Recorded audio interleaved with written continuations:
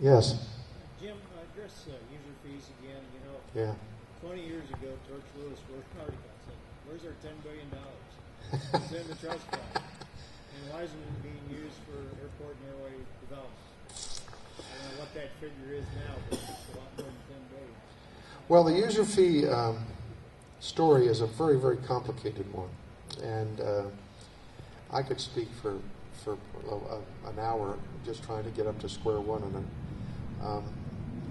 Suffice it to say, all you can say for a fact is that right now the new FAA reauthorization bill has no user fees in it on general aviation, which means that that bill, which only runs for another year and a half till the end of 2011, there won't be any user fees. Now, of course, I'm sure you all know that your fuel taxes will be going up as soon as that bill is signed.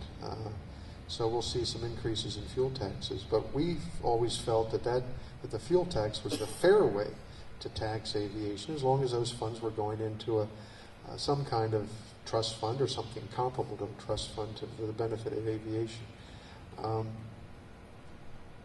The big picture here, which I cannot overstate, the big picture here is that the federal government of the United States, if it were run like a business, would be in Chapter 11 or Chapter 7.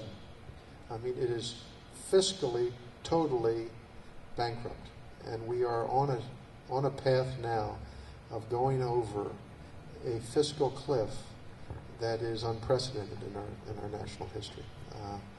We are very soon to become in a position where our gross national product will barely be enough to pay for all of the debt that we have. And our interest payments, once interest rates start going up, which they are going to do very soon in the next year or so, and the taxpayers have to pay much higher rates for the government debt, and the Chinese aren't going to sit there and accept 2.5% treasury bills.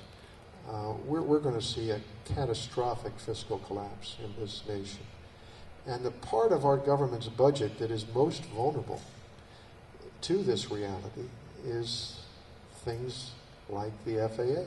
I mean, that's part of the budget that's, quote, not an entitlement. The entitlements are the things supposedly that are sacrosanct. And the so-called discretionary budget, which the FAA is part of, is the part that's going to be under the greatest pressure by Congress and the White House to be cut back. One of the reasons they didn't want to extend the FAA reauthorization longer than just a year and a half and didn't do the normal 5-year reauthorization is that they don't know where they're going to find the money 2 or 3 years down the pike to pay for all the things that are planned in terms of FAA modernization and so forth. So anybody in aviation who has any sense of planning for the future or looking into the future has got to be in a position right now of just being very, very pessimistic about our fiscal future. Now, having said that, is the money that is being collected by our fuel taxes being set aside for aviation purposes? The answer to that is no. They have stopped doing that. They have stopped virtually all of the trust funds.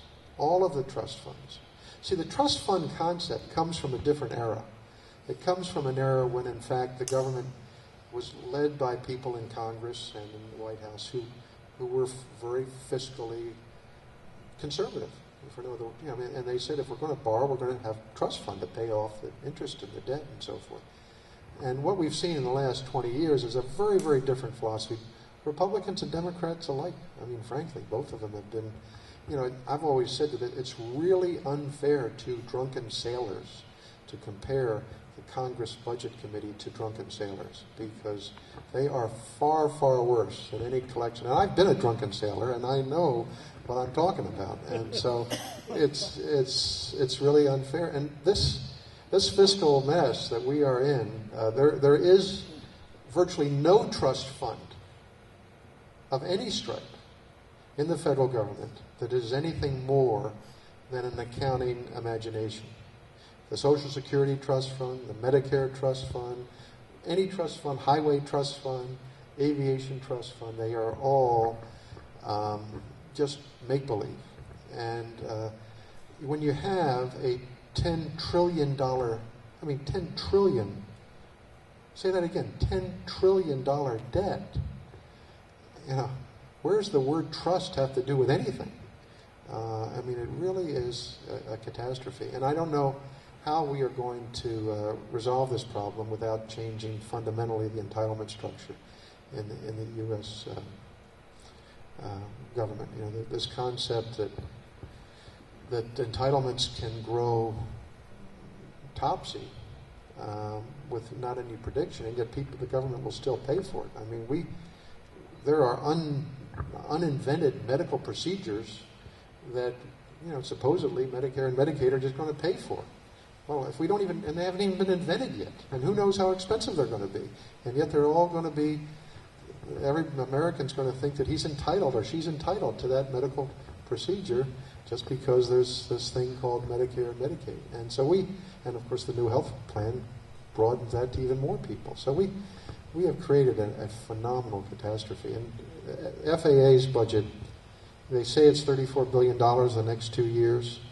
The AIP funds are pretty substantial in there. How the PFC negotiations are going to come down, I don't know if you get PFCs here at Lincoln, probably not, but you know, it's a big fight between the airlines and the airports about that. So, and there's going to be just incredible battles over where the money's going to come from, because the money's not there, and it's going to be a sad thing to watch. I am hopeful, though, in some parts of the world. The rest of the world is a little bit more robust. You know, the ironic thing is the most fiscally disciplined country in the world right now is China, and they're building over 100 airports in their country, and they're building them quickly. They're getting airports the size of Lincoln, maybe not runways quite as long as yours, but essentially the same size as Lincoln. They're building 150 airports the size of Lincoln across China right now. And as a general rule, they're building those airports in about 2 years from scratch.